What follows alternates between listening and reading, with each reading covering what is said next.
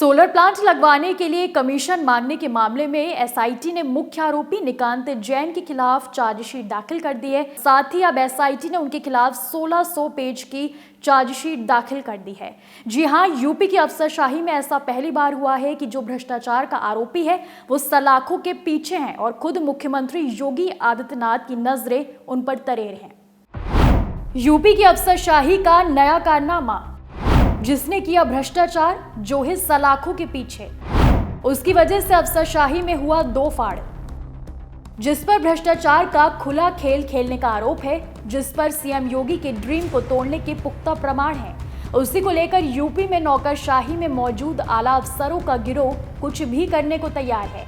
उसे बचाने के लिए हर तरह के हथकंडे का इस्तेमाल कर रहे हैं, लेकिन अफसरशाही में एक वर्ग ऐसा है जो उसे माफ करने के मूड में नहीं है। ये और कोई नहीं, निकांत जैन है।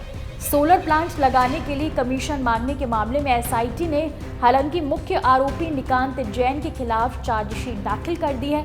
उत्तर प्रदेश में सौर ऊर्जा के कलपुर्जे बनाने वाली कंपनी की इकाई लगवाने के लिए आरोपी निकांत जैन के खिलाफ एसआईटी ने करीब 1600 पन्ने की चार्जशीट दाखिल की है। वादी विश्वजीत दत्ता ने निलंबित आईएएस अभिषेक प्रकाश का भी नाम लिया है।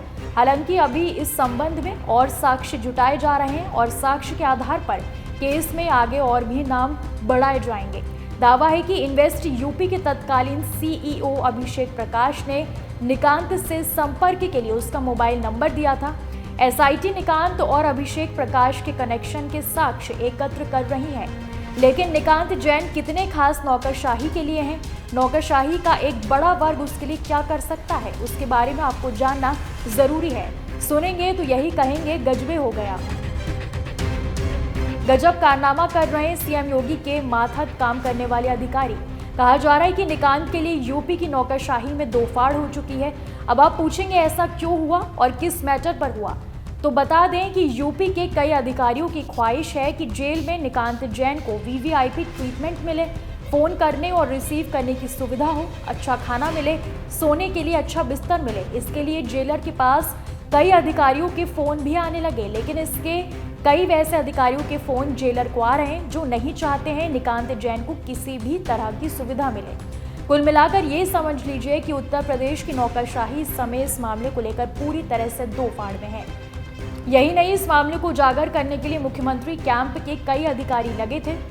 निकांत जैन को गिरफ्तार करने गए अधिकारियों की मॉनिटरिंग भी यही अधिकारी कर रहे थे।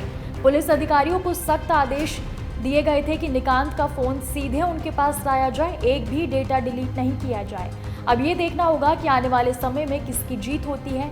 क्या नौकरशाही का वो वर्ग जो निकांत जैन का शुभचिंतक है, उससे पुलिस के चाबुक से उसे बचा पाने में कामयाब होगा, या फिर जीत उनकी होगी जो किसी भी कीमत पर चाहते हैं निकांत जैन को सख्त से सख्त सजा मिले।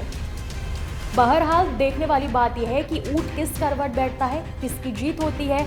लेकिन इससे आगे की बात यह है, अगर नौकरशाही की खींचातानी चलती रही तो इस शतरंज के बिसात पर अभी कई मोहरे गिरेंगे।